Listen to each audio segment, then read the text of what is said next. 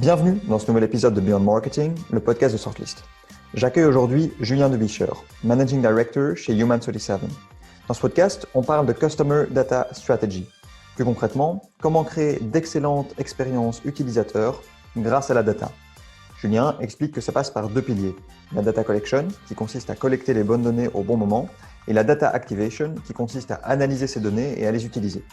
Cela dit, pour collecter et activer des données, il est nécessaire de construire une suite d'outils qui le permettent. Et Julien explique justement comment avoir une stack d'outils ultra pertinente. On prend ensuite des exemples de bonnes et de mauvaises expériences utilisateurs qui rappellent l'importance d'aligner tout l'usage de la data en entreprise et d'éviter les silos à tout prix. Enfin, on clôture le podcast en parlant de Human37 et de la manière dont ils ont créé le marketing de leur propre agence. Je vous souhaite une très bonne écoute, plein d'apprentissage et surtout, partagez le podcast à une personne que le contenu d'aujourd'hui pourrait aider. À très vite. Et du coup, je te propose qu'on commence. Yes. Julien, bienvenue sur ce podcast. Et, écoute, merci d'avoir accepté l'invitation et de passer aujourd'hui. Aujourd'hui, l'idée, ça va être de parler de Human37, qui est une agence que tu as lancée là très récemment avec trois de tes associés. On a beaucoup de choses à se dire, mais je vais d'abord t'inviter à te présenter, nous expliquer qui tu es, d'où tu viens et quelle est la mission de Human37.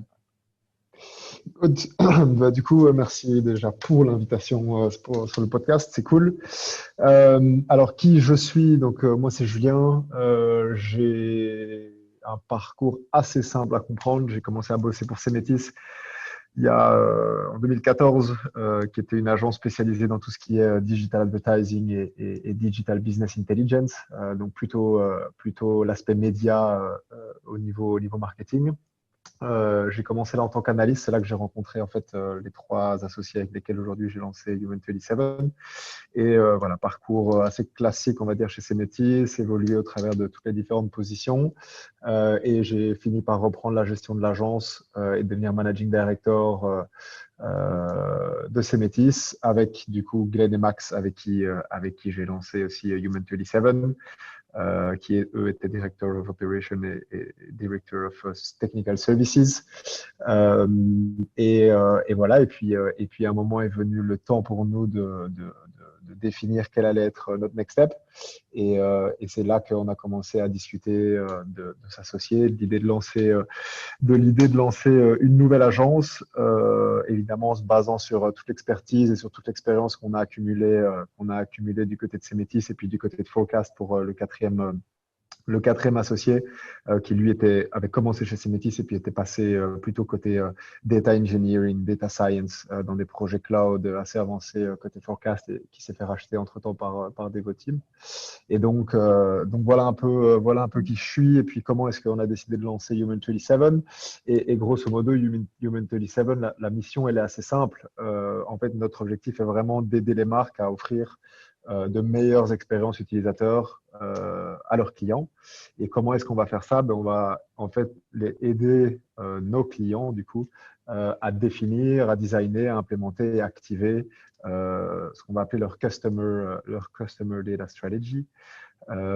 Et pour ça, on va opérer sur deux grands piliers. Le premier, c'est on va accompagner les clients dans la réflexion du stack et de l'infrastructure data qu'ils doivent mettre en place en se basant sur les besoins business. Donc, l'idée, c'est vraiment d'identifier avec le client voilà, quels sont les challenges, quels sont les besoins à court, moyen, long terme auxquels ils veulent faire face. Et de là, va décliner une réflexion sur mais quelles sont les données dont j'ai besoin pour pouvoir répondre à ces challenges. Et à partir des données, la question de finalement, quels sont les outils que j'ai besoin? Est-ce que c'est des données que j'ai déjà dans certains outils et pour lesquels simplement en intégrant certains systèmes entre eux, je vais pouvoir aller chercher les solutions que je cherche? Ou est-ce que j'ai vraiment un trou dans mon stack et j'ai besoin de venir rajouter du coup une brique supplémentaire, une brique technologique? Et à partir du moment où le stack est en place, c'est évidemment s'assurer que c'est rentable pour le client. On a vu énormément, quand on était chez Cemetis, des clients acheter finalement des licences en se disant que voilà, c'était la solution pour résoudre leurs problèmes. C'était j'ai un mauvais ranking SEO, je vais acheter un outil SEO, j'ai un mauvais taux de conversion sur mon site, je vais acheter un outil CRO, sans vraiment se rendre compte derrière de ce que ça implique en termes de ressources, en termes de modification de la manière dont les équipes vont travailler. Et donc, c'est clairement là-dessus, contre ça, entre guillemets, qu'on veut se battre et assurer qu'à partir du moment où il y a la construction d'un stack, il faut qu'il soit rentable, en se disant bien, par contre, que la rentabilité, elle peut se mesurer de plein de manières différentes. Elle n'est pas toujours pécuniaire, elle peut aussi permettre de faire monter les équipes en compétences. Voilà. Il y a plein de manières dont on va pouvoir définir la rentabilité pour le business. Donc, dans les grandes lignes, c'est ça qu'on fait chez Human27. Ok, excellent. J'ai pas mal de choses sur lesquelles rebondir. Donc, 7 ans chez Cemetis, tu rencontres tes associés. Au bout de ces 7 ans, vous vous rendez compte qu'il y a potentiellement une valeur que vous pouvez apporter aux marques en les aidant à créer de meilleures expériences clients. Ouais. Et ça, vous le faites en les aidant à collecter la data qu'elles génèrent et à l'activer de la bonne manière, si j'ai bien compris. Ok. Tout à fait. Et donc, quand on se rend sur votre site web, on voit qu'il y a, vous mentionnez qu'il y a un trou entre ce qu'on appelle la data collection et la data activation. On peut peut-être commencer par parler de ces deux principes, parler de ces deux concepts et voir un petit peu comment vous accompagnez les marques pour collecter la data la plus pertinente possible. Tu as mentionné les objectifs les objectifs business et ensuite pour l'activer de la bonne manière. C'est ça. Ouais. Mais en fait, le constat côté entreprise et la raison pour laquelle aujourd'hui aussi on a créé la société, il est assez simple. C'est que si on prend l'expérience utilisateur, côté client, le client final aujourd'hui, ce qu'il attend, c'est d'avoir dans un premier temps une expérience la plus homogène possible. C'est-à-dire que lui, il s'en fout, entre guillemets, de la manière dont l'organisation ou la marque, en l'occurrence ici, est structurée. Il s'en fout que le sales n'a pas passé l'information au marketing, qu'il n'a pas passé l'information à l'after sales, et que du coup, à un moment donné, dans son expérience, il soit confronté à des situations frustrantes ou même aberrantes dans l'expérience qui lui est offerte. Et de l'autre côté, en fait, de la barrière, côté client ou côté marque en l'occurrence, ce qu'on se rend compte aussi, c'est que structurellement parlant, la plupart des sociétés sont organisées au travers de tout le Customer Journey, qui, on va dire, commence par le média et puis évolue vers toute la partie IT, product, et puis toute la partie CRM, rétention, et puis toute la partie after sales, etc., etc. Au sein des organisations, au sein des marques, le Customer Journey, il est découpé en départements, en équipes, ou peu importe, en tout cas bien souvent en silos, avec chacun qui va opérer avec ses propres outils, chacun qui va opérer ses propres data, et chacun qui va du coup définir ses propres projets sur lesquels il va avancer. Et donc d'un côté, on a le client final qui lui attend une expérience homogène, cohérente et même idéalement personnalisée, mais à la limite, ça c'est même une étape qui vient dans ce second temps. Je crois que là-bas, c'est vraiment d'abord d'homogénéiser l'expérience. Et de l'autre côté de la barrière, on a les sociétés qui ont des silos dans lesquels les gens ne se parlent pas, l'information n'est pas partagée correctement. Et au-delà de ça, en fait, le problème, il est même encore plus profond. C'est vraiment, il n'y a pas une vision commune qui aligne tout le monde sur une direction, sur des priorités et sur des objectifs à atteindre. Et donc, c'est vraiment de ce constat-là qu'on part et que nous, on veut pouvoir effectivement aider les clients. D'abord, dans la collection effectivement des données, on utilise en fait ce modèle, on va dire, en 4 étapes, dans lesquelles la première étape, c'est évidemment collecter des données.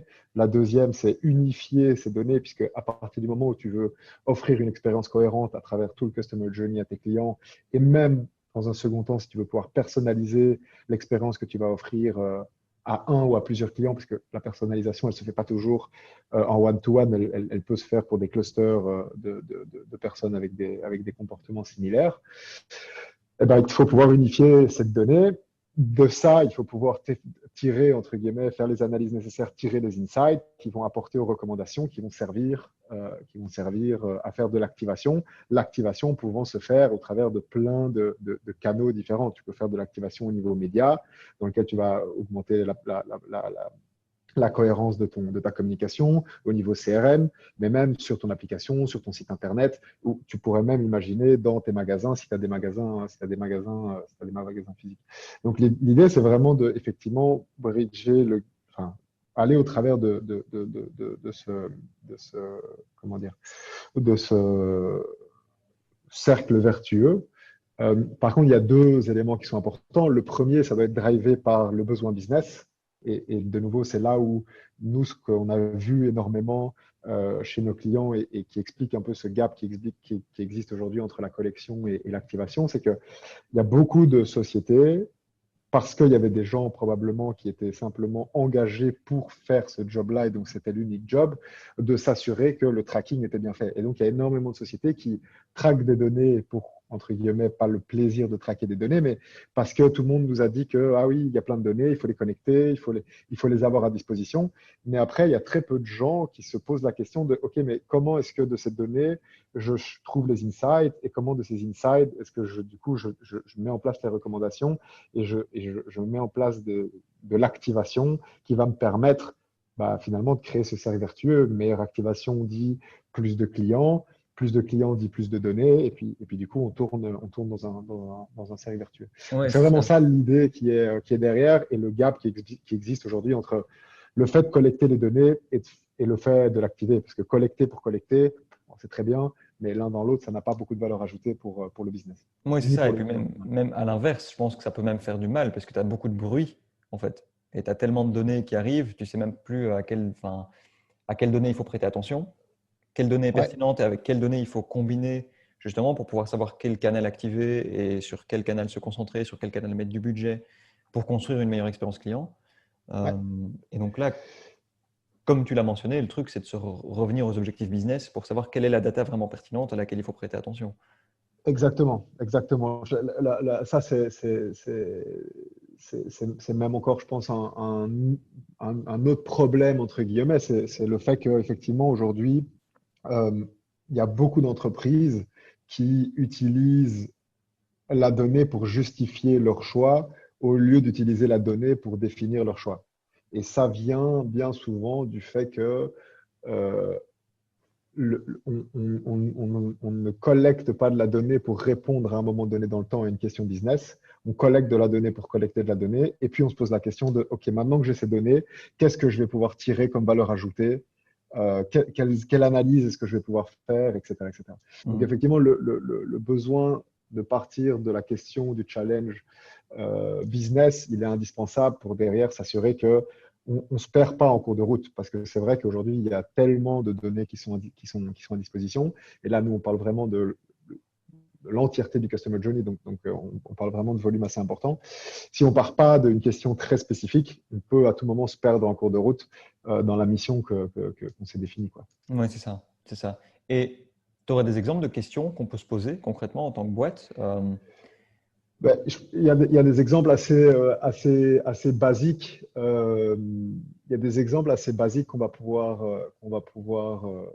se poser comme question. Ici, je pense enfin, je viens d'avoir une discussion avec, euh, avec un de mes associés, Glenn, qui m'expliquait qu'il travaille pour une banque dont on va pas citer le nom. Mhm. Ouais, Enfin, non, il travaille pas pour une banque, mais pardon, il est client dans une banque dont on va pas citer le nom parce que ouais. l'expérience n'est pas très positive. Et qui disait voilà, il a un souci technique et donc via l'application, il rentre un ticket en disant qu'il a un problème. Et la première réponse qu'il reçoit, c'est bonjour, est-ce que vous pouvez me donner votre numéro de compte?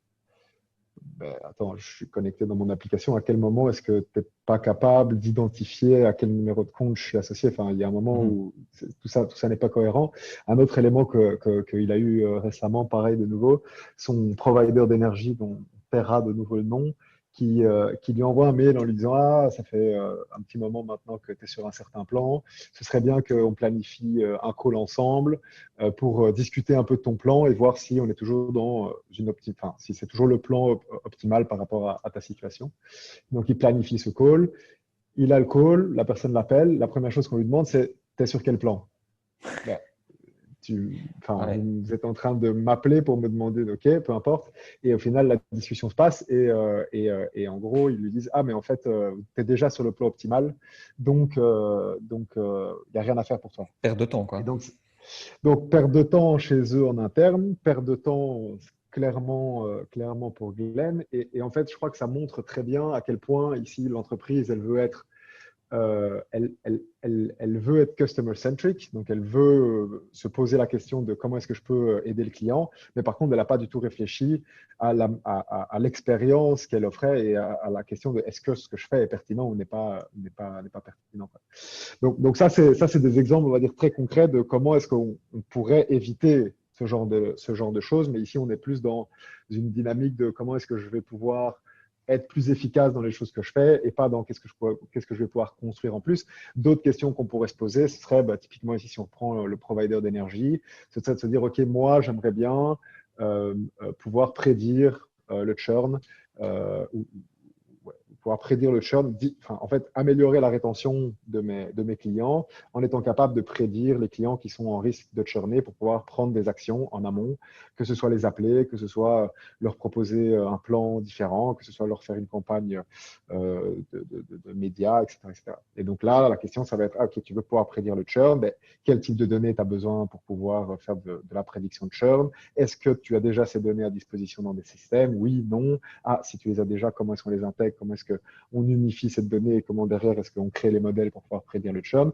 Si tu les as même pas aujourd'hui encore à disposition, c'est avec quel outil va te permettre d'aller chercher cette information? Quels autres types de questions tu te poses et comment est-ce qu'on peut ensemble définir du coup le stack qui répondrait à tes besoins, quoi. C'est un exemple hyper intéressant, ce fournisseur d'énergie, parce que tu vois qu'il y a une volonté de fournir une bonne expérience client. En allant parler au client, en proposant un rendez-vous, même en lui proposant d'améliorer la situation, en voyant s'il n'y a pas un point plus optimal. Mais je pense qu'on en revient un petit peu au problème de silo que tu mentionnais au début, où tu as d'un côté le marketing qui dit OK, on va être customer-centric, on va aller parler au client, et de l'autre, tu as les sales, où il y a une connexion qui ne se fait pas entre les deux, quoi. Ouais, exactement. Exactement. Ici c'est très positif. L'idée qu'il y ait de manière automatisée, probablement un email qui soit envoyé à toutes les personnes avec qui ils n'ont pas interagi de manière régulière pour avoir ces discussions fait sens. Le problème, et par contre, du coup, on en vient à une discussion qui malheureusement est clé et qui bien souvent n'est jamais très considéré par les sociétés, par les marques, parce que ça n'a pas de valeur ajoutée sur le très court terme. Ça n'a de la valeur ajoutée qu'à partir du moment où on rentre dans des projets plus avancés, qui va être la qualité de la donnée. Ici, le problème, c'est que la qualité de la donnée qui a été transférée, pas transférée en l'occurrence, par rapport au plan dans lequel était déjà Glenn, si en amont la donnée avait été filtrée correctement, le mail n'aurait jamais dû être envoyé automatiquement pour aller planifier un système, un rendez-vous. Et donc effectivement, on a des gens qui réfléchissent, on va dire structurellement parlant ou architecturellement parlant, à comment est-ce qu'il faudrait interagir avec les différentes personnes. Mais par contre, derrière, dans l'opérationnel des choses, on a des trous assez importants avec du coup une expérience qui n'est pas du tout optimale. Ouais, c'est ça. Idéalement, ils auraient dû envoyer ce mail juste après un relevé de compteur annuel ou un truc dans le genre et voir comment sa consommation évoluait. Mais bon, c'est une autre discussion. C'est une autre discussion. Je pense qu'il y avait de toute façon moyen de faire mieux. Et dans tous les cas, ne rien faire ici, pour le coup, aurait été mieux. Et parfois, ne rien faire, c'est mieux que faire quelque chose de mal. Oui, c'est clair. Pour en revenir un petit peu aux questions des objectifs, tu as mentionné une autre chose, au-delà de savoir quelle data utiliser. Tu as mentionné les outils. Et tu as mentionné différents exemples du style là, je n'ai pas une optimisation ou un taux de conversion qui est idéal. Je vais aller acheter une solution de CRO pour améliorer ça. Et en fait, on se rend compte que tous les outils ne sont pas forcément adaptés à toutes les boîtes. Et qu'encore une fois, on repart de la question des objectifs. Comment est-ce qu'on fait pour savoir quels outils utiliser, comment faire pour les connecter et comment faire pour construire une stack qui fait sens et qui surtout est stable et viable au long terme? Ouais, de nouveau, effectivement, on va repartir un peu sur la méthodologie générale qu'on utilise. On commence par se poser les questions business et les challenges business auxquels on veut faire face en tant qu'entreprise. Moi, je voudrais prédire le churn. Moi, je voudrais pouvoir identifier quels sont les filtres qui fonctionnent, qui sont les plus utilisés sur mes pages de résultats. Comme ça, je peux optimiser la roadmap de développement de mon site internet, de mon application, peu importe. C'est toutes ces questions-là qu'on va se poser. Et puis derrière, desquelles vont découler les données dont on a besoin, et puis desquels vont découler les outils dont on va avoir besoin. Et puis, en fait, on va d'abord parler de typologie d'outils, Et puis, on va parler d'outils à proprement parler. Donc, imaginons que demain, on veut optimiser, disons, l'expérience offerte sur une application. On va venir à un provider d'énergie qui aurait une application. Ben, la première question, c'est est-ce qu'aujourd'hui, tu es capable de mesurer comment est-ce qu'un utilisateur interagit avec ton application? Quels sont les flows qu'ils vont utiliser? Avec quel contenu est-ce qu'il va interagir? Et quelles sont les cohortes qui vont exister entre différentes actions? Sinon, la question, c'est ben, peut-être qu'il faudrait un outil de Product Analytics, si c'est ça que tu veux pouvoir mesurer. Là-dessus, on s'accorde sur, ah ben oui, avec du Product Analytics, je vais pouvoir du coup faire le lien entre un utilisateur et son comportement, toutes les différentes actions qu'il va entreprendre au travers des différentes sessions qu'il va pouvoir avoir, ou des différentes visites qu'il va pouvoir avoir sur mon application. Et après, la question, c'est, bon, ben ok, si tu as besoin d'un outil de Product Analytics parce que ça va nous permettre de résoudre ce qu'on veut résoudre comme besoin business, mais quel outil est-ce qu'on va venir considérer? Aujourd'hui, il y a des solutions gratuite mais pas spécialement mature comme un Google Analytics 4. Tu vas avoir des solutions plus avancées comme un Mixpanel ou un Amplitude. La question, c'est quels sont les quels sont les avantages, quels sont les inconvénients de chacune des solutions et laquelle match avec ton business et avec tes besoins. Donc, c'est vraiment de cette manière-là qu'on va avoir la réflexion. Après, ce qui est important, c'est qu'effectivement, il y a une dynamique d'intégration aujourd'hui des systèmes. Et donc, il y a un moment donné dans le temps où le but, c'est vraiment de lister tous les besoins business en se disant bien que de toute façon, c'est des besoins qui vont évoluer dans le temps. Ils vont évoluer parce que le business va évoluer, ils vont évoluer parce que le contexte va évoluer et ils vont évoluer parce que les outils même, eux, vont être amenés à évoluer. Mais à un moment donné dans le temps, on va vouloir lister au travers des différents départements qui vont être impliqués, marketing, product, data, etc., ce qui existe. En essayant de rester à un niveau quand même suffisamment méta pour que ce soit impactant, mais suffisamment concret pour qu'on puisse en tirer un projet direct. Donc, typiquement, je voudrais pouvoir prédire le churn, c'est assez concret, à l'instar de je voudrais pouvoir traquer tel bouton qui va être déjà beaucoup trop micro comme projet à part entière. Et à partir du moment où on a défini ce que tout le monde avait besoin, on va pouvoir identifier tous les outils qu'on va avoir besoin en se disant que, de nouveau, l'idée, c'est de pouvoir prioriser le développement. Et donc, on va construire ce qu'on appelle un blueprint dans lequel on définit, OK, ben voilà la vision de ce à quoi le stack doit ressembler demain par rapport à tous les besoins business qu'on a listés ensemble. Et voilà comment est-ce que les différents blocs vont venir s'intégrer. Voilà comment est-ce que toute ta partie A/B testing va se connecter avec ta partie analytics. Voilà comment est-ce que tu vas venir unifier toutes les informations et toutes les sources de données que tu vas utiliser pour ta CDP. Voilà où est-ce que tu vas venir positionner ton data warehouse dans lequel tu vas pouvoir faire tourner tes modèles prédictifs, dans lequel tu vas pouvoir faire ta segmentation utilisateur, etc., etc. Voilà comment est-ce que cette information, elle va être réinjectée au travers de ta CDP ou X ou Y. Voilà comment est-ce que de ta CDP, tu vas pouvoir pousser dans tes outils de médias, dans tes outils de CRM, dans ton outil dans ton engagement platform pour faire de la push notification, du pop-up, etc., etc. Et donc, on va construire un blueprint, on va dire, relativement théorique, sur lequel tout le monde est aligné. Et puis, on va commencer à construire on va commencer à construire le stack de manière progressive en attaquant chacun des problèmes business un par un sur base d'une priorisation qui aurait été fait avec tout le monde. Okay. Donc, c'est vraiment de cette manière-là qu'on part d'un besoin business vers l'identification des outils, la sélection des outils et puis la construction progressive, la construction, par exemple, progressive d'un stack en se disant bien que voilà, 3, 4, 5, 6 mois plus tard, un an plus tard, en fonction de la vitesse à laquelle on va évoluer sur les projets, on va se rasseoir autour de la table. Et quel est le statut sur les besoins business? Est-ce que c'est toujours les mêmes? Est-ce qu'il y en a qui ont disparu? Lesquels est-ce qu'on a pu déjà résoudre? Lesquels viennent s'ajouter de manière supplémentaire? Comment est-ce que, du coup, on repriorise le tout? Dans quelle mesure est-ce qu'on a les outils à disposition par rapport à ce qu'on a besoin? Dans quelle mesure est-ce que le stack, le blueprint qu'on a défini est toujours cohérent? Dans quelle mesure est-ce qu'on a besoin de l'adapter légèrement, etc., etc.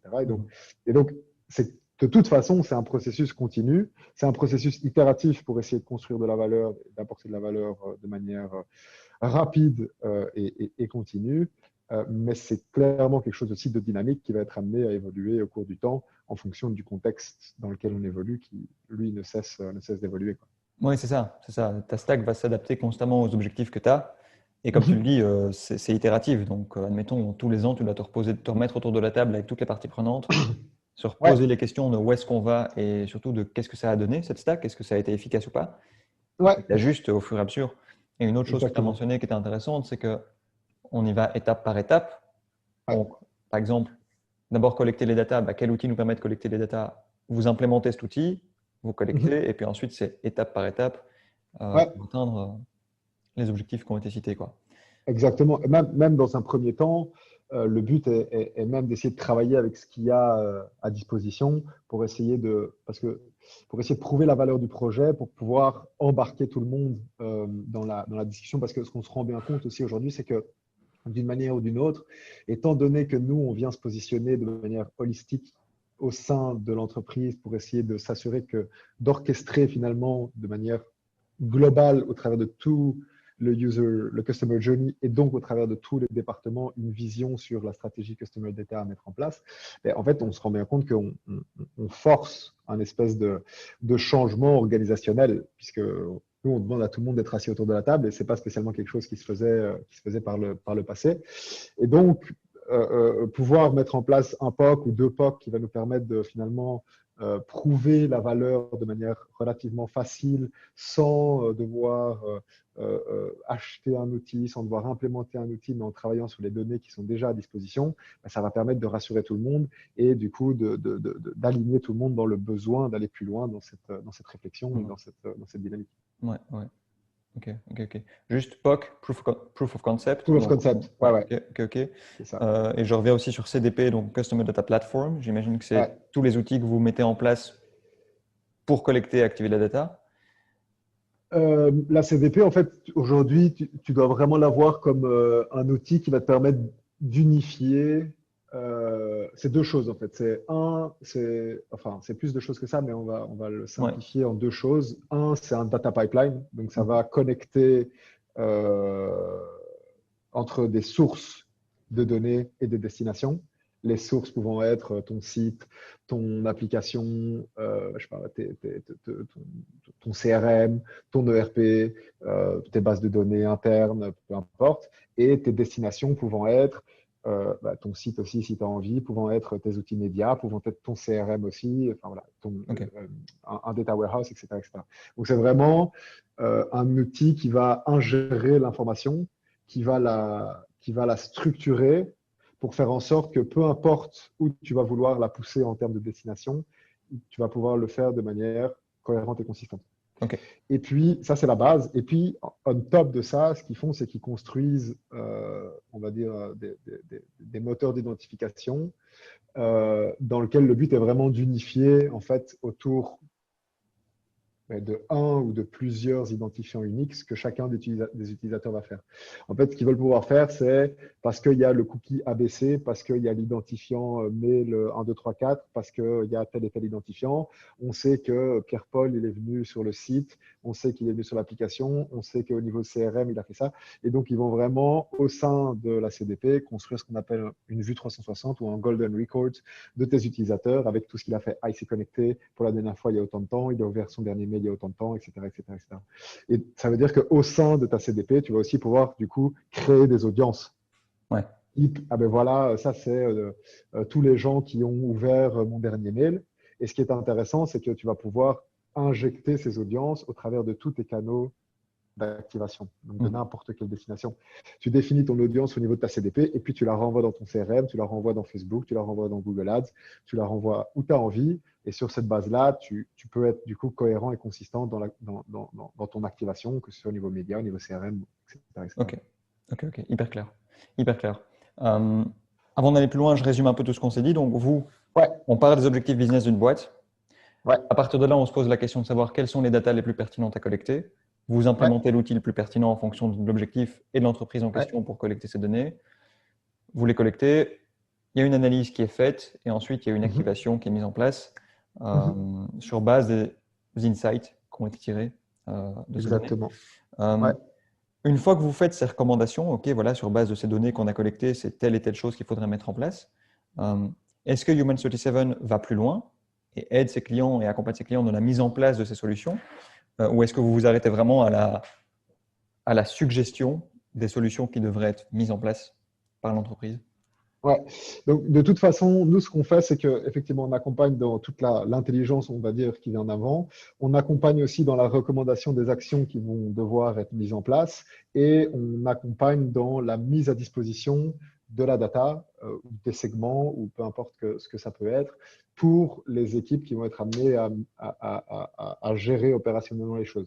Là où on intervient aussi, c'est a posteriori dans la mesure de l'impact que ça aura délivré, de nouveau en se disant bien que l'impact peut être mesuré de plein de manières différentes en fonction des objectifs du client avec lequel on va travailler. Typiquement, par contre, Human27 ne fait pas de l'achat média, de la gestion de campagne média.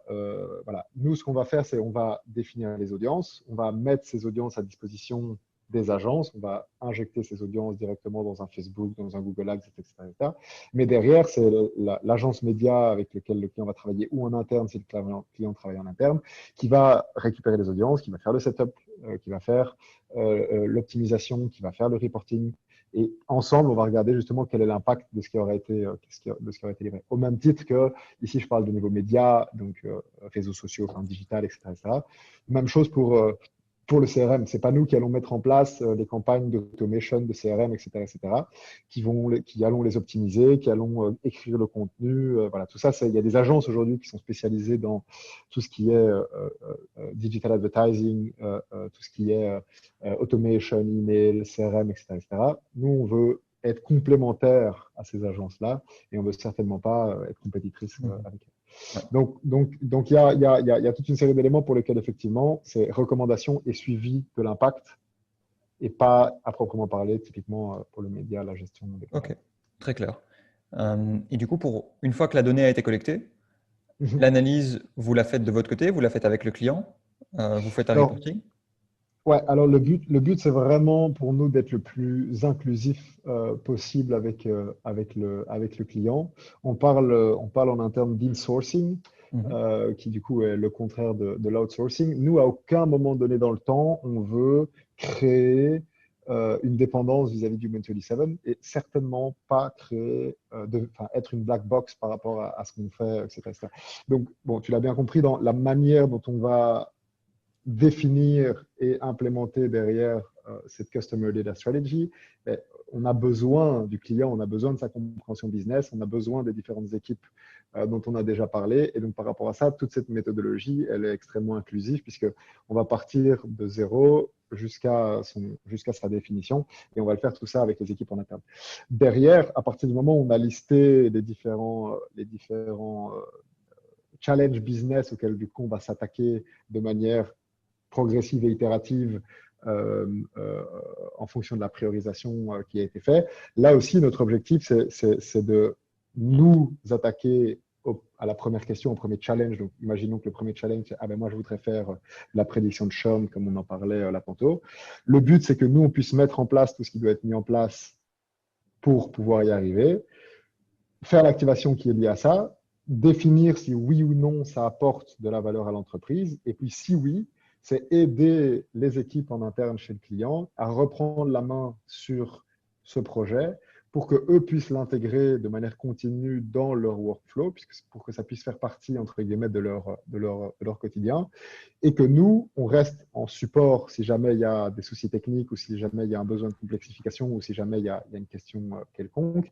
Et par contre, que nous, on s'attaque à la première question, enfin à la prochaine question complexe suivante, au prochain challenge suivant. Et donc, de cette manière-là, nous, on essaie toujours d'aller chercher la complexité, entre guillemets, suivante en termes de projet pour aller chercher de la valeur incrémentale pour le client, tout en nous assurant bien que ce qui a déjà été traité est intégré dans la routine quotidienne des clients et que si demain on est amené à arrêter de collaborer ensemble, on n'a pas créé quelque chose qui, ils sont plus là, on ne sait plus l'opérer, donc c'est fini, on recommence à zéro. Ce serait complètement aberrant de faire quelque chose comme ça par rapport à la philosophie en tout cas qu'on a et notre volonté d'écrire une histoire sur le long terme avec le client, dans lequel notre objectif est de pouvoir grandir avec eux. Ouais, c'est ça, il y a une vraie collaboration qui est mise en place et une vraie volonté d'autonomiser le client, j'ai l'impression, une fois que vous avez mis en place quelque chose. Et ce qui est intéressant, c'est que, OK, vous traitez une question, un challenge, Ouais, vous autonomisez le client et une fois qu'il sait gérer ce challenge-là, vous passez à un challenge ouais, suivant et c'est là que vous apportez votre exactement. expertise et ainsi de Exactement. suite. Euh, Ouais, Hyper intéressant comme démarche. ouais. Euh, Ça permet de créer de la valeur de manière continue. Ça permet de faire monter les clients en compétences. Et donc, ça crée de la valeur pour tout le monde. Ça crée de la valeur pour la personne qui, en interne, est responsable du projet parce que lui peut faire plus de choses. Pour le business, parce qu'a priori, voilà, ça va avoir un impact positif. Peu importe comment on veut de nouveau définir cet ouais, impact positif. Et si nous, on a des clients qui sont contents, à partir de là, on crée de la valeur et voilà, c'est on ça, fait ouais. du service. Donc, Ouais, c'est ouais, c'est ce qu'on cherche. d'office. En termes de clients, tout à l'heure, on a mentionné voilà, fournisseur d'énergie, on a mentionné une banque. Ouais. Ça concerne tous les types de clients ou est-ce que ça concerne plutôt les grands groupes, grosses structures, ce genre de problématique? Alors, non, ça concerne tout le monde aujourd'hui. Nous, on ne fait pas de distinction particulière par rapport à un client qui serait déjà très mature ou pas très mature digitalement parlant, mais j'aime pas le mot digital parce que quand on parle de customer data aujourd'hui, c'est bien plus large que le digital. Un très bon exemple, c'est toutes les données qui vont pouvoir être récoltées devant ton magasin. Aujourd'hui, fait partie intégrante du customer journey au niveau de toute la canalité, notamment pour les retailers. Donc voilà, on n'est pas, c'est pas digital, mais on se comprend quand on parle de maturité, en tout cas à ce niveau-là. Donc peu importe que ce soit quelqu'un qui commence à avoir ses réflexions ou quelqu'un qui est déjà assez abouti, quelqu'un qui n'a pas du tout de stack ou une société qui n'a pas du tout de stack ou une société qui a déjà un stack relativement bien construit. Pour nous, le point le plus important, c'est un commitment en fait qu'on demande à nos clients, c'est que le projet dans lequel on va s'embarquer, il y ait un réel commitment en termes de temps, de ressources, d'accès qui va être déployé pour s'assurer que on puisse faire de ce trajet, parce qu'on parle vraiment ici d'un trajet, un succès, et pour s'assurer qu'on puisse livrer de la valeur. Ça doit vraiment être un projet, la volonté de se développer, la volonté d'améliorer l'expérience utilisateur, la volonté de mieux comprendre, contrôler et activer les données propres qui aujourd'hui existent, qui peuvent ne pas encore être collectées, mais qui existent déjà au sein d'une entreprise. Il faut vraiment que ce soit central dans la vision de développement de l'entreprise pour que nous, on puisse venir se plugger et pour que le succès soit le plus, enfin, pour que le projet soit le plus successful possible, quoi. Ouais. Donc évidemment, si une boîte est déjà consciente du challenge et qu'elle est déjà consciente du problème, pour Ouais, vous, évidemment, c'est beaucoup plus facile de venir se plugger parce qu'il n'y a pas toute exactement. une éducation à faire, il n'y a pas toute une. Vous ne devez pas Ouais, expliquer l'enjeu que ça représente. on doit, non, on doit pas on doit pas expliquer l'enjeu. Après, c'est sûr que si tu vas travailler avec des grosses sociétés, ben, tu vas avoir la complexité que tu vas travailler avec beaucoup plus de monde et donc dans l'intra-département, bah, la collaboration, ça va être plus compliqué. Et puis de l'autre côté, si tu vas travailler avec des plus petites entreprises, tu vas parfois être confronté à la problématique que soit les moyens sont moins importants, notamment pour pouvoir déployer certains outils pour lesquels les licences sont importantes, ou même parfois que il n'y a pas toujours la capacité, le contrôle nécessaire, on va dire, sur la chaîne end-to-end qui va nous permettre d'aller collecter et toute Mhm. l'information qu'on veut pouvoir avoir. Ouais.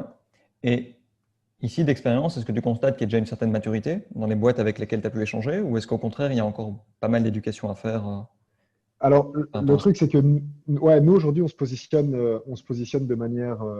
Enfin, on a attaqué le marché, on va dire, européen, c'est peut-être un peu large, mais en tout cas, la Belgique et puis tous les pays limitrophes, enfin, UK, France, Allemagne, Pays-Bas, Luxembourg. On travaille déjà aujourd'hui avec deux boîtes à Amsterdam, une boîte à Londres, donc le club de foot de Tottenham, et puis deux boîtes ici en Belgique. Et on a pas mal de discussions avec différentes sociétés ici en Belgique. Et c'est clair qu'il y a un gros changement, enfin, il y a une grosse différence de maturité entre ce qu'on observe, notamment en Angleterre, notamment auprès d'un Tottenham, ou même avec les autres boîtes avec lesquelles on bosse à Amsterdam, par rapport au marché belge. Ok. Que ce soit d'abord dans euh, organisationnellement parlant, il y a des positions qui existent déjà au sein de ces boîtes qui vont être justement des gens qui sont responsables de s'assurer que tout ce qui est customer data au sens large est utilisé, est collecté, est activé pour le bien de la collectivité, on va dire, et où il y a déjà une collaboration assez forte qui se fait entre les différents départements. Ça, c'est un premier point, donc structurel organisationnel. Et l'autre, c'est aussi dans la maturité déjà d'être habitué à la réflexion sur la technologie. En fait, en Belgique, il y a relativement peu de sociétés qui sont habituées à payer pour des outils. Les quelques outils qu'on va avoir, il va y avoir pas mal de clients qui vont, je sais pas moi, tourner sur Google Analytics 360 ou sur des solutions comme Content Square ou ce genre de choses. Mais la plupart du temps, c'est des deals qui sont signés au niveau international et donc la business unit belge bénéficie des outils sans spécialement, enfin, du coup, ils les payent, mais par contre, sans spécialement en tirer toute la valeur ajoutée qu'ils pourraient en tirer. Donc, il y a aussi tout ce besoin de finalement se rendre compte que parfois, investir dans de la technologie, ça va nous permettre de répondre à un besoin business, comme on le disait, qui va permettre d'améliorer l'expérience. Et donc, oui, c'est peut-être quelque chose un peu plus long-termiste dans lequel je vais devoir mettre de l'argent aujourd'hui pour récolter les fruits dans un petit peu plus de temps. Là où on va dire que la plupart des sociétés belges aujourd'hui réfléchissent très fort en mon acquisition. Comment est-ce que j'arrive à atteindre mes chiffres d'acquisition? Et peu importe que j'ai besoin de 100 000 personnes pour faire un client, entre guillemets, sur mon site, c'est comment est-ce que j'amène les 100 000. C'est pas comment est-ce que j'amène les 1 qui sont clients. C'est pas en me disant, mais en fait, si j'améliore mon taux de conversion, j'ai plus besoin que 10 000 personnes pour aller chercher mon 1. Ça va me permettre de diminuer les investissements que je dois faire en médias. Mais par contre, c'est vrai que je dois faire un investissement pour passer de un taux de conversion de 1 à un taux de conversion de 10. Et ça me demande un investissement. Donc voilà, donc il y a clairement une maturité qui est différente. La plupart des clients avec lesquels on parle aujourd'hui, ils sont clairement dans une dynamique de « Ah, ok, ce que vous présentez, c'est très intéressant, c'est clairement ce qu'on a besoin. » Par contre, aujourd'hui, structurellement parlant et organisationnellement parlant, on n'a pas cette personne en interne ou ce département en interne qui a le mandat de vous accompagner dans cette transition et de nouveau dans ce journey, quoi. Ouais. Mais c'est hyper intéressant de voir la différence entre les différents marchés, entre les différents Ouais, pays. C'est un truc de fou. c'est effectivement assez impressionnant et nous, ça fait partie aussi de la mission. C'est que, en vrai, c'est quelque chose qu'on sait depuis un moment, même quand on était chez Cemetis, on se rendait bien compte qu'il y avait une vraie différence entre les Pays-Bas, les UK et puis la Belgique, les pays scandinaves aussi, ils sont assez avancés. Et voilà, si nous, on s'ouvre aujourd'hui au marché européen et si on arrive à accéder rapidement à ce marché européen, c'est aussi parce qu'on a créé des partenariats avec toute une série justement de tech comme Mixpanel, mParticle, etc., qui, eux, nous ouvrent du coup, on va dire, un accès à des projets et à des clients qui sont à la recherche de ce que nous, on a proposé en tant que service. Mais notre objectif, c'est clairement de prendre toute cette expertise, toute cette expérience qu'on accumule à l'international et de la rapatrier aussi au sein du marché belge, avec les sociétés belges avec lesquelles on va être amené à travailler, pour les aider à accélérer et pour faire en sorte que, voilà, idéalement, même si c'est peut-être un petit peu utopique, ça ne fait pas de mal de rêver, voilà, de s'assurer que, enfin, d'aider à éduquer le marché et à faire en sorte que la Belgique soit un petit peu moins le petit pousset qui est un petit peu toujours la traîne et que nous aussi, on a les gens tout aussi intelligents que partout ailleurs. Et du coup, on est capable aussi d'être pionnier sur toute une série de thématiques. Ouais, d'office. Avant de clôturer, peut-être prendre une position un peu méta par rapport à Human 37. Ouais. Comment vous avez fait le marketing de votre agence? Comment est-ce que vous y prenez pour la promouvoir, pour faire toute l'identité visuelle? Comment est-ce que ça s'est passé un petit peu toute cette création? Alors, c'est à la base, on est des gens on est très pragmatiques. Ça, c'est notre manière d'être, la manière dont on a, je pense, aussi été éduqué, la manière dont on a toujours évolué, même au sein de Cemetis. Donc, pas de no bullshit, no nonsense. Allez, tout de point, définir ce qu'on veut et avancer. On a passé énormément de temps à réfléchir à ce qu'on voulait faire. Ça, c'était un truc. Et on a passé beaucoup de temps à réfléchir à comment on allait le faire. Donc, toute la réflexion aujourd'hui, on a mis en place toute cette méthodologie qui nous permet d'accompagner les clients, comme j'expliquais, dans toute cette définition et cette implémentation et cette activation. C'est vraiment des questions sur lesquelles on a passé beaucoup de temps à réfléchir, à discuter, à tester, à discuter avec des clients, etc., etc. Et à partir du moment où on a réussi, du coup, à partir de quelque chose de très, très large, à vraiment réussir à mettre les mots sur l'essence même du projet, de la vision qu'on se définissait, des objectifs qu'on se définissait, ben, toute la suite a été assez simple par rapport à l'image qu'on voulait véhiculer. On a travaillé avec un ami à nous par rapport à tout ce qui était vraiment purement visuel, vraiment l'identité de la marque.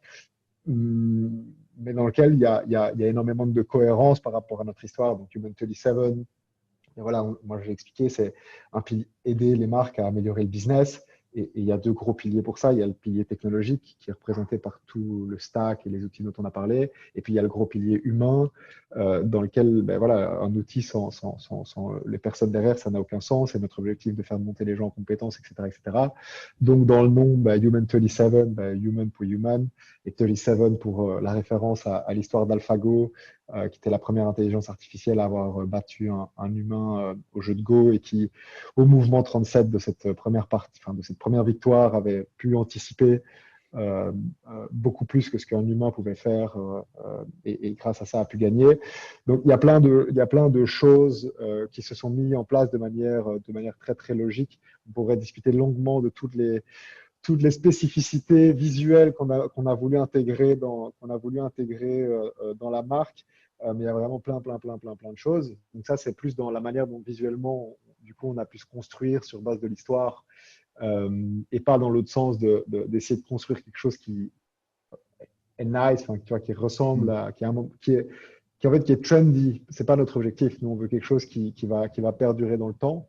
Après, comment est-ce qu'on l'a communiqué? Ben, voilà, je pense qu'à ce niveau-là, il y a différents avantages. Un, on n'est pas en toute humilité hein, ici, mais on ne démarre pas de nulle part. On a quand même derrière nous 7 ans d'expérience, 7 ou 8 ans respectivement chez Cemetis ou chez Focast, dans lequel on a à la fin eu des positions de directeur de l'agence, dans lequel on a connecté avec énormément de clients. Donc à ce niveau-là, on avait déjà accès à toute une série de personnes et un réseau assez important, que ce soit au niveau des clients ou que ce soit au niveau des agences, parce que du coup, là aussi, il y a toute une discussion qui est intéressante, et même au niveau, on va dire, des médias avec lesquels, du coup, on a pu rapidement connecter en leur disant, mais voilà, regarde, nous, on va apporter quelque chose de nouveau sur le marché, parce que c'est ça qui est facile, entre guillemets, pour nous aujourd'hui, c'est qu'il n'y a pas réellement une autre agence qui se positionne et qui offre les mêmes services que nous, en tout cas, certainement pas de la même manière que ce que nous, on fait. Et donc, et en plus de ça, on comble un trou aujourd'hui sur le marché qui est juste pas du tout, qui n'est pas du tout considéré par plein de sociétés. Donc, on apporte une solution aux sociétés, mais on apporte aussi une solution, et ça, c'est ce qu'on voit au travers des discussions qu'on peut même avoir avec des agences. On était en discussion avec une agence créative juste avant, on a discuté avec d'autres agences la semaine passée. En fait, on apporte vraiment aussi une solution pour eux de réussir à uniformiser finalement l'accès à la donnée, à simplifier aussi l'accès à l'insight, parce que ce n'est pas que l'accès à la donnée, mais c'est surtout l'accès à l'insight. Et donc, par rapport à ça, on a un positionnement qui est entre guillemets luxueux aujourd'hui, puisqu'on ne vient pas se confronter ou on ne vient pas concurrencer qui que ce soit. Et donc, entre guillemets, les portes de discussion sont ouvertes relativement chez tout le monde, ce qui nous a permis de faire pas mal de bruit, ce qui nous a fait pas mal de bruit au lancement. Et puis voilà, on a eu la chance de très rapidement signer avec Tottenham. Et voilà, il y a aujourd'hui beaucoup de monde qui nous pose la question de comment est-ce que une agence belge qui a 2 semaines d'existence rencontre et puis signe Tottenham dans un projet aussi ambitieux et aussi important pour eux. Et donc c'est sûr que ça nous aura bien aidé. Oui, c'est clair que quand tu mentionnes Tottenham, tout de suite, ça capte l'attention, en fait. Parce que c'est Exactement. pas, enfin, tu vois, tu dis, ah, punaise, un club de foot, c'est stylé.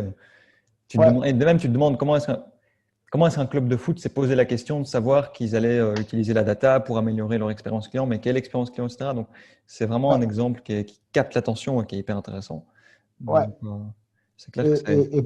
Et pour le coup, c'est impressionnant à quel point ils sont loin dans leur réflexion, dans leur maturité, voilà, dans leur choix. Et voilà, ici, on ne parle pas de customer experience pour eux, on parle de fan experience. Euh, mais il y a vraiment beaucoup de use cases très intéressants sur lesquels on est en train de travailler. et toute la méthodologie dont on a discuté, qu'on est en train de mettre en place avec eux, et c'est très intéressant et pour eux et pour nous. Excellent. Avant de clôturer, donc on a parlé de plein de choses différentes ici dans le podcast. Ouais. Avant de terminer, est-ce qu'il y a un sujet qu'on n'a pas forcément abordé, dont tu voulais parler, ou est-ce qu'on a fait un bon tour d'horizon selon toi? Je pense qu'on a fait un bon tour d'horizon. Il y a un élément sur lequel on n'est pas trop abordé. Je pense qu'il est important de le mentionner parce que malheureusement, enfin, ou heureusement en fait, ça ce serait un autre débat qu'on pourrait avoir, mais il est venu modifier énormément la manière dont on peut appréhender tout ce qui se fait au niveau data client. C'est tout l'aspect privacy voilà, qui d'une manière ou d'une autre et côté client final, de nouveau, il y a aujourd'hui une certaine maturité, prise de conscience de ah, mais en fait, on collecte mes données, moi, je voudrais savoir ce qu'on va en faire.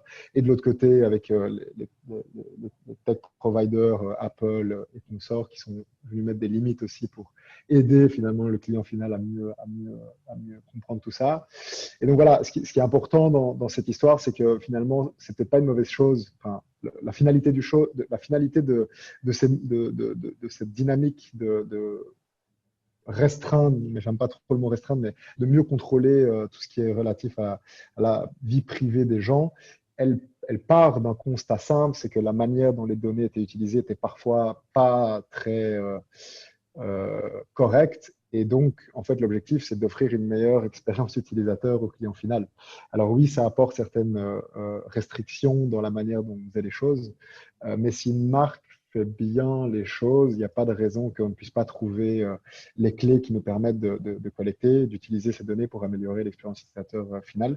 Et donc, c'est sûr qu'il y a beaucoup de discussions depuis pas mal de temps, par rapport à ça. Et c'est un élément important, c'est un élément qui est crucial de notre côté. Non pas que on ne va pas être des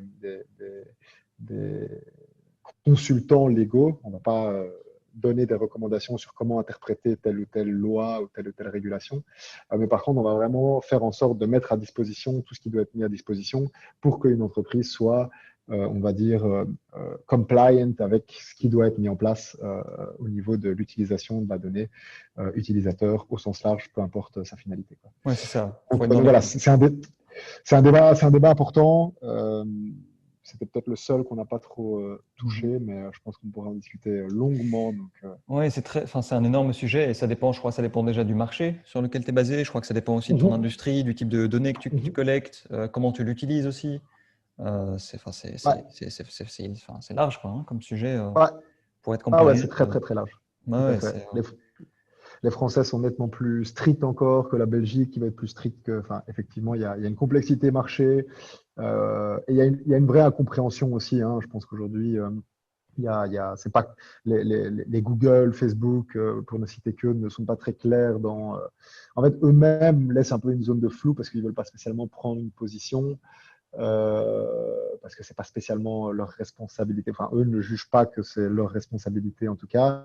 Ils laissent à chacune des sociétés, enfin des marques, la responsabilité et ou la liberté d'interpréter les choses en mettant à disposition des outils ou des solutions voilà, qu'ils peuvent utiliser ou qu'ils peuvent ne pas utiliser en fonction de qu'est-ce que le département légal d'une société veut pouvoir mettre en place. Et le problème, c'est que le département légal d'une société, bien souvent, ne comprend juste pas la complexité des choses. Et donc, par rapport à ça, est presque incapable de formuler une recommandation sur comment est-ce qu'on va utiliser ou on ne va pas utiliser les choses.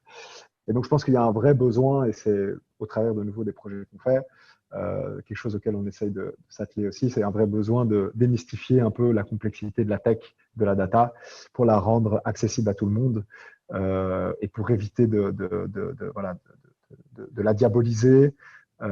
Parce que dans le fin fond de l'histoire, pour reprendre un exemple assez bête mais assez parlant, tout le monde est très content quand Waze envoie une notification pour dire qu'il y a des embouteillages et que si tu pars 10 minutes plus tôt, si tu pars pas 10 minutes plus tôt de chez toi, tu vas être en retard pour ton rendez-vous. Par contre, quand Google t'envoie une donnée où tu comprends qu'en fait il t'a localisé, tout le monde s'afflige parce que comment ça se fait qu'il sait qu'il m'a localisé. Mais pour Waze, tu étais content parce qu'il t'a apporté à un moment donné une expérience qui qui était bénéfique pour toi, mais par contre, tu veux pas quand. Donc, il y a à ce niveau-là pas mal de choses Ouais. à faire également. Ouais, ça reste le même sujet. C'est juste la façon dont c'est présenté et la valeur que ça apporte est différente. Et du coup, c'est pas interprété de la même Exactement. manière. Mais Exactement. c'est hyper large comme sujet. Euh, Si jamais les gens veulent en savoir plus, est-ce qu'il y a un endroit où on peut Ouais, les renvoyer? Où est-ce qu'ils peuvent aller si jamais ils veulent en savoir plus sur ce que vous faites ou même venir te contacter si jamais ouais. c'est possible? Ben, alors en direct sur le site internet, donc human37, HUMAN 37.com, sur les réseaux sociaux aussi, Facebook, LinkedIn principalement, Instagram, pareil, Human37. Et puis si jamais vous voulez envoyer des mails en direct, soit sur LinkedIn, Julien de Vicher, ou alors via mail, donc julien@human37.com. Julien, comme ça s'écrit, Human37, comme ça s'entend, et .com, comme voilà, comme .com. Super. Bah, écoute, merci beaucoup, Julien. Merci beaucoup à toi. Merci d'avoir écouté cet épisode de Beyond Marketing. J'espère que cette conversation avec Julien pourra vous aider. Personnellement, j'en retiens plusieurs choses. Je retiens d'abord l'importance de se questionner sur ses objectifs avant de commencer à collecter des données. Comme on l'explique à plusieurs reprises dans le podcast, la base d'une Customer Data Strategy dépend des objectifs qu'on veut se fixer. Je retiens ensuite les différentes questions à se poser pour construire une suite d'outils qui va permettre de collecter, analyser des données et construire une bonne expérience client. Enfin, je repense à cet exemple de la banque et du fournisseur d'énergie. Je retiens l'importance de briser les silos et de partager les données en interne afin d'être aligné sur l'expérience proposée au client final. Encore une fois, j'espère que cet épisode vous a plu. Je vous souhaite une excellente journée et on se retrouve bientôt dans un prochain épisode de Beyond Marketing.